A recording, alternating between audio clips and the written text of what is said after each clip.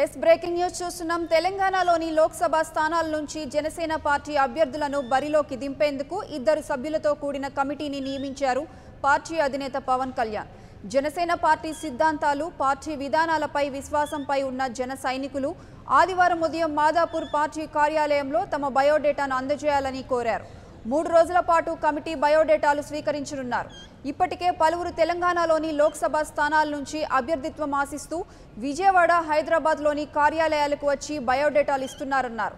జనసేన నేతలు నేమూరి శంకర్ గౌడ్, అర్హం ఖాన్ ఈ కమిటీలో ఉంటారని పవన్ కళ్యాణ్ తెలిపారు.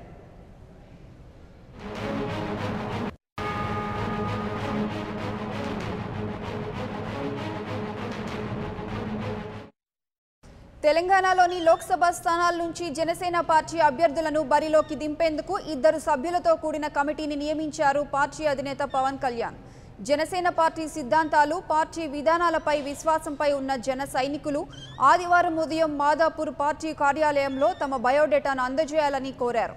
3 రోజుల పాటు ఈ కమిటీ బయోడేటాలు స్వీకరించనున్నారు. ఇప్పటికే పలువురు తెలంగాణలోని లోక్సభ స్థానాల నుంచి అభ్యర్థిత్వం ఆశిస్తూ విజయవాడ, హైదరాబాద్లోని కార్యాలయాలకు వచ్చి బయోడేటాలు ఇస్తున్నారన్నారు. జనసేన నేతలు నేమూరి శంకర్ గౌడ్, అర్హం ఖాన్ ఈ కమిటీలో ఉంటారని పవన్ కళ్యాణ్ తెలిపారు. ఇక ఇదే అంశానికి సంబంధించి మరింత సమాచారం మా ప్రతినిధి నేతాజీ అందిస్తారు. నేతాజీ, చెప్పండి, ఈ విషయంపై మీ దగ్గరున్న సమాచారం ఏంటి?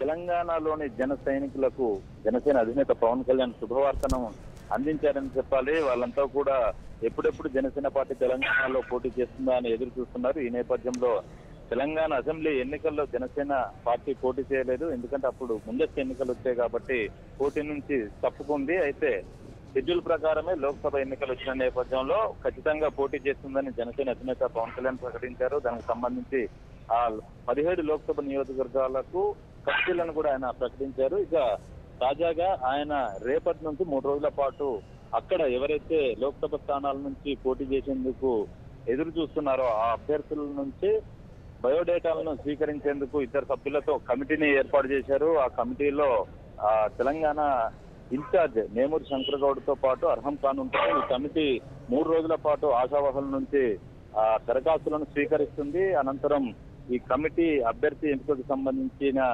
దరఖాస్తులు ఏవైతే వస్తాయో వాటన్నిటిని కూడా జనసేన జనరల్ బాడీకి అందజేస్తుంది. ఆ తర్వాత జనసేన అధినేత అక్కడ లోక్సభ స్థానాలకు సంబంధించి అభ్యర్థులని ఫైనల్ చేస్తారు.